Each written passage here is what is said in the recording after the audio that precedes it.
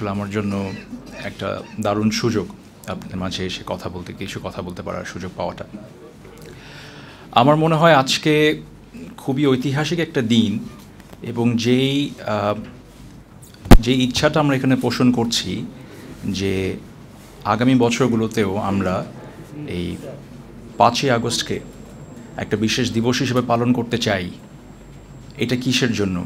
কারণ ভবিষ্যতে যখন রাজনৈতিক সরকারগুলো যখন আপনার ক্ষমতায় যাবে, তাদের জন্য এই দিবসটা তাদের মাথায় থাকবে। তারা যদি স্বৈরাচারী আচরণ করা শুরু করে, তাহলে আলটিমেট পরিণতিটা কী হইতে পারে। মানুষ মনে করে মানুষ ক্ষমতা যাওয়ার আগে এক ধরনের চিন্তাভাবনা থাকে, ক্ষমতায় চলে যাওয়ার পর আরেক রকম চিন্তাভাবনা তার মাথায় চলে যায়। তখন তারা নিজেদেরকে চেক অ্যান্ড ব্যালেন্সের মধ্যে রাখতে পারে না। বাট এই ধরনের ঘটনা যেটা ঘটেছে, এটা খুব দরকার ছিল, এবং সেখান থেকেই আসলে আমাদের সবার শিক্ষা নেওয়ার একটা প্ল্যাটফর্ম তৈরি হয়েছে, একটা সুযোগ তৈরি হয়েছে। আমরা মনে রাখতে পারি যে আমরা যদি নিজেদেরকে চেক অ্যান্ড ব্যালেন্সের মধ্যে না রাখি, তাহলে দেশের জনগণই আমাদেরকে লাঞ্ছিত করে, কিংবা যারাই ক্ষমতায় থাকবে তারা যদি স্বৈরাচারী হয়ে ওঠে, তাদেরকে লাঞ্ছিত করে, এভাবে অপমানিত করে উৎখাত করবে। সো আমি মনে করি এটা খুবই ইম্পর্ট্যান্ট, আমরা সবাই এটা আমাদের মাথায় রাখা উচিত। এবং এটা আরেকটা দারুণ একটা সুযোগ, যারা আমরা ইসলামী ধারার সরকার গঠন করতে চাই কিংবা শাসন ব্যবস্থা দেশে কায়েম করতে চাই, তাদের জন্য এটা খুবই গুরুত্বপূর্ণ একটা গোল্ডেন অপরচুনিটি আমি বলবো এই সময়টা, বর্তমান সময়টা। কারণ এভাবে করে সবার একই ছাতার নিচে আসা অথবা একই একটা প্ল্যাটফর্মে একসাথে হওয়ার সুযোগ সব সময় তৈরি হয়নি বাংলাদেশে। আমি খুব একটা নিজেকে আমি কোনোদিনও এই ব্যাপারে বিজ্ঞ মনে করি না, বাট আমি আমার যতটুকুন পড়ালেখা আছে ততটুকুন পড়ালেখা থেকেই বলছি, আমি কখনো এরকম একাগ্রতা দেখি নাই।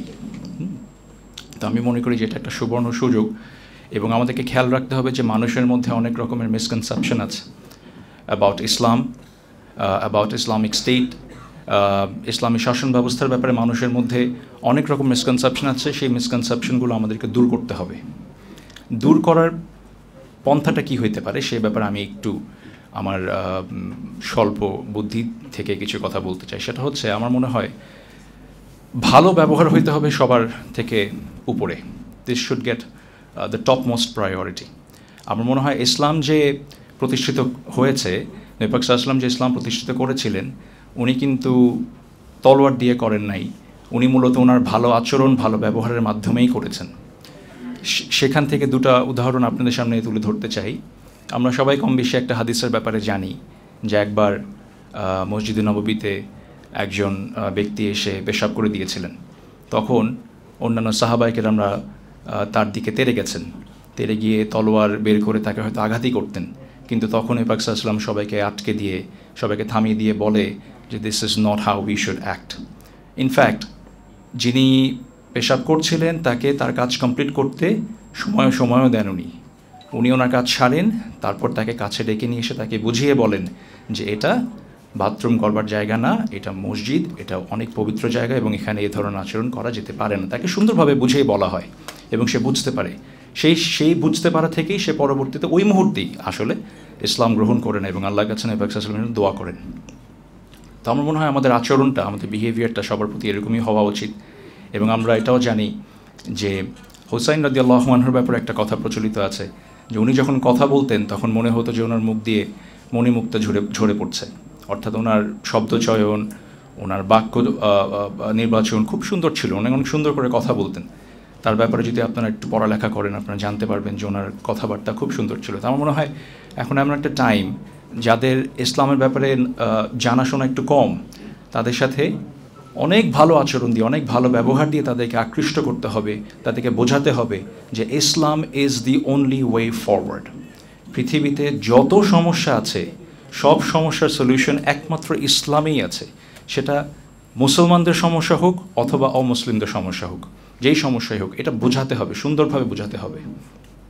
তো আমি আশা করি যে আমরা সবাই সামনের দিকে এগিয়ে যাব এবং এই টার্গেটটা নিয়ে আগাবো যে আমরা ইসলামকে কায়েম করতে চাই ঠিক যেভাবে কোরআন এবং সুন্নাহর আলোকে কায়েম করতে বলা হয়েছে, সেভাবেই ইনশাআল্লাহ আমরা কায়েম করব। এবং আমার কাছে মনে হয় যে আমি মনে করি যে কোনো পরিবর্তনের জন্যই, যে কোনো ভালো পরিবর্তনের জন্যই অথবা আপনি যদি একটা ব্যাপক চেঞ্জ দেখতে চান, সত্যিকারের ইম্প্যাক্ট তৈরি করতে চান সোসাইটিতে, সেটা করা সম্ভব একমাত্র রাষ্ট্র ক্ষমতা থেকেই। এটা আমার ব্যক্তিগত বিশ্বাস। হ্যাঁ, যে যার যার জায়গা থেকে আমরা অনেক কিছু করতে পারি, কিন্তু এনজিও সেক্টর একটা কথা আছে, এই কথাটা একটু শেয়ার করি। কথাটা, উক্তিটা আসলে ইংরেজিতে, আমি ইংরেজিতেই বলি, আপনারা বুঝে ফেলবেন। Small is beautiful but scale is necessary. Small is beautiful but large is necessary. মানে ছোট করে করা ঠিক আছে, কিন্তু সত্যিকারের ইম্প্যাক্ট যদি তৈরি করতে চান তাহলে বড় করেই কাজটা করতে হবে। কাজের পরিমাপটা হতে হবে বড়, বিশাল, এবং সেটা একমাত্র রাষ্ট্র ক্ষমতা থেকেই সম্ভব। তো এই কারণে আমি আশা করি যে আমরা সবাই একটা ভালো টার্গেট নিয়ে সামনে এগিয়ে যাব, ইসলাম কায়েম করবার উদ্দেশ্যে এগিয়ে যাব। মানুষের মধ্যে ইসলামের মিসকনসেপশনসগুলো দূর করতে হবে, ক্লিয়ার করতে হবে থ্রু এক্সেলেন্ট বিহেভিয়ার। এটাই। Thank you so much. আসসালামু আলাইকুম সবাইকে।